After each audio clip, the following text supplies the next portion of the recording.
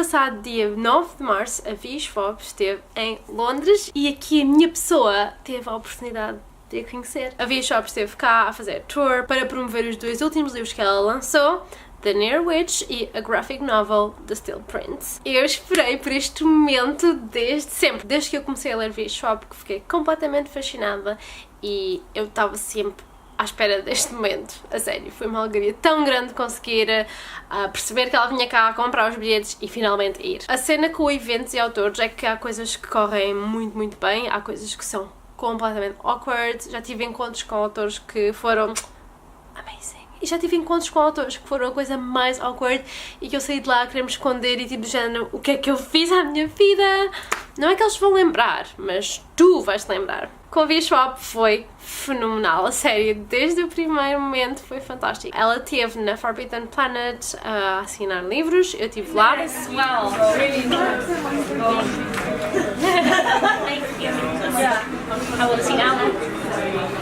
Que assinei uns quantos livros. E consegui falar um bocadinho com ela e ela tão bem disposta e sabe, tipo, tem sempre parla a pied para dar, por assim dizer. E nessa primeira interação eu disse olá, agradeci os livros que eu tenho estado a ler todos e a adorar todos e ela, claro, agradeceu e disse que recomendo os livros dela a muita gente e ela também agradeceu por eu estar a fazer o meu trabalho quanto leitora, não é? Porque muita da publicidade dos autores é feita através de nós, leitores, porque quem lê e ama gosta de partilhar esse amor e v.e.schwab é amor. Disse-lhe que em Portugal, neste preciso momento, temos os 2 primeiros livros traduzidos da trilogia da Conhecer Magic e ela, sim, eu sei. Ela disse que quer imenso ir a Portugal e só está à espera do convite, porque os autores só vão aos países quando são convidados pelas editoras. Por isso, se querem v.e.schwab em Portugal, têm que começar a chatear a Minotauro, porque é essa a editora responsável por traduzir estes livros. Eu sei que o primeiro e o segundo estão traduzidos, também precisamos do terceiro.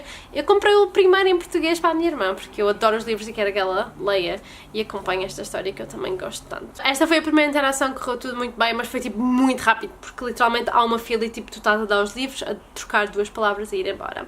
O segundo evento foi um evento mais prolongado, tínhamos esta plateia sentada e foi uma entrevista à autora. Foi a autora a ser entrevistada pela pessoa responsável por publicitar a v.e.schwab aqui no UK. Foi fenomenal, mais uma vez, ouvir esta senhora falar. São pequenos clipes destas perguntas e respostas que eu vou partilhar aqui com vocês, para vocês ouvirem um pouco desta senhora a falar e verem como é que o cérebro dela funciona e a ideia que ela quer passar ao mundo com os seus livros e com as suas ideias. Check. Hi. Hi, everyone. You can do everything right sometimes, you can be at the wrong time.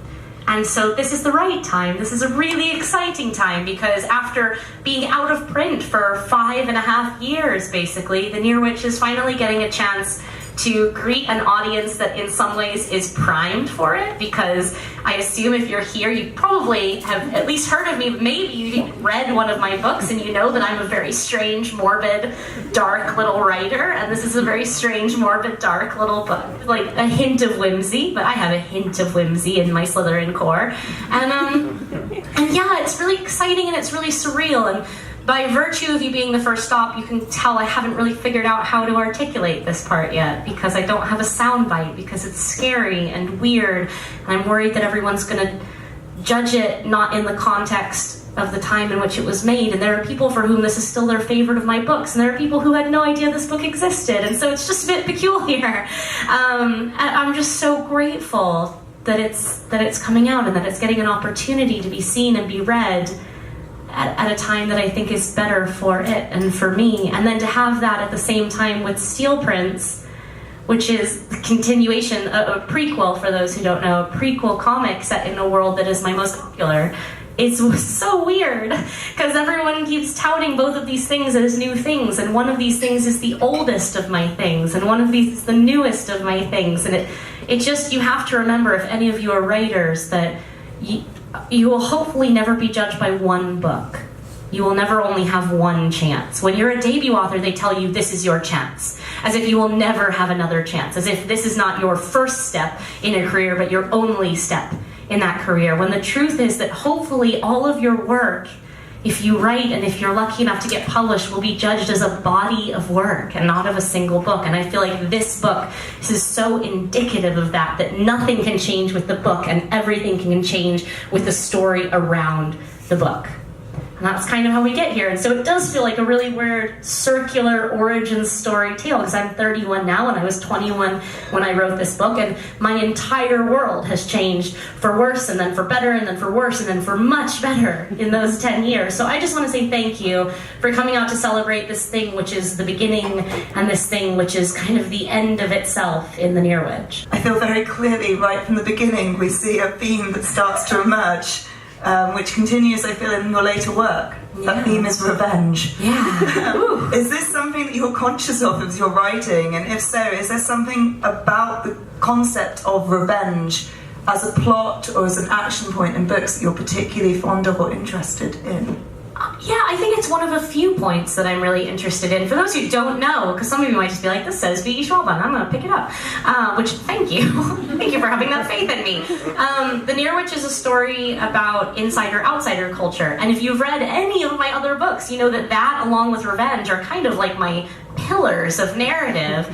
And Cole is the boy in this book is my original character with no name. He predates Kel. Apparently have a thing for monosyllabic boys with fake names, but that's fine. Anyway, and the Near Witch is about a village, a fictional village in the northern England, where a stranger appears one night, and the following night all of the children begin to disappear one by one by one. That's the basic premise of the book. And everyone, of course, looks to the stranger as the cause of this. And yeah, I think I'm fascinated by comeuppance, right? Maybe it's karmic retribution, or maybe it's just this idea that I'm petty and I can hold on to a grudge for a really long time. And I mean, like, there's no better indicator of it than this book, right? I had a hard start to my career, and a lot of people didn't take me very seriously, and almost nobody had much faith. From a publishing perspective, there wasn't a whole lot of faith happening. And as my career began to stumble in those early days, as so many careers do, they never really get to be careers because it tests you really early on. Rather than sit down or give up, I thought, I'm going to show them that they're wrong. Like, that was my initial thought. I mean, I felt sorry for myself for like a day. I cried a lot. And then I thought, well, screw them. Like, I'm going to prove to them that these weird little stories have a space, and by extension that I have a space. So all I'll say is that The Invisible Life of Addie LaRue is a story about a girl who wants to live forever because her life is passing her by very, very quickly. And she makes a deal with the devil to live forever, and the devil doesn't want to do the deal because he'll never get her soul if she lives forever. And she says, you can have my soul when I don't want it anymore. And so he gives her the ability to live forever, and he curses her to be forgotten by everyone she meets. And it's her story over 300 years. And I'm almost done with that, and I'll be working on that. But it has been in the works for almost a decade, so the fact that I say, like, it's almost done, it is meaningful. And that'll be my next adult book, and then after that we'll go back into Shades of Magic, for Threads of Power, and I'll start writing the third villains book and stuff like that. Okay, don't I know, I'm sorry. So many things on the docket. Eu adoro-a. Ela é tão real, tão humana. Eu sigo-a tipo no Twitter, onde ela dá tipo a verdade dura e crua da realidade dela enquanto escritora, e eu aprecio isso mesmo muito. O signing dela foi mesmo ao final do dia e eu já estava cansadíssima. Foi um dia extremamente cansativo e eu fui a última pessoa a assinar o meu livro. Eu já não tinha energia, então eu sentei-me, eu esperei que toda a gente fosse tipo assinar os livros e estivesse na fila, e depois lá fui eu assinar os restantes meus, e tirar uma foto com ela. Yes! E ela é tão querida e tão bonita e igualzíssima ao que nós vemos nas redes sociais, o que é um goal na vida hoje em dia, sinceramente. Nesta segunda interação já não fui tão produtiva porque eu estava mesmo cansada, já estava tipo, quero ir para casa.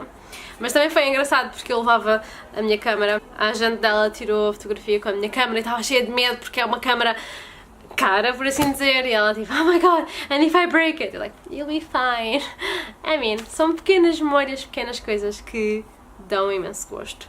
E uma coisa que eu não mostrei em lado nenhum foi a assinatura da v.e.schwab nos livros que eu levei.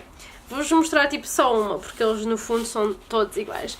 Ela escrevia o nome cá em cima, For Philippa, e a assinatura cá em baixo. É uma assinatura bem cool. E lá vim eu, toda feliz deste dia de conhecer v.e.schwab. Se vocês nunca leram nada dela, eu super recomendo. Eu acho que um sítio brilhante para começar é mesmo a trilogia A Darker Shade of Magic. É talvez os livros dela que são capazes de agradar a uma audiência mais ampla. Fica aqui a minha partilha do que foi viver um bocado deste dia de conhecer a v.e.schwab. Eu espero que vocês tenham gostado deste vídeo, de assistir a esta pequena experiência e partilha. Eu estou tão feliz por ter a oportunidade de ir a estes vários eventos, vou continuar a ir a muitos mais e vou querer continuar a registrar aqui e a partilhar com vocês. Obrigada a todos vocês que estão a assistir aí desse lado, nós vamos ver no próximo vídeo, por isso até lá. Bye! The main problem I see with short fiction authors who do long form is they have the writing style, they have the voice, the character development. So make sure that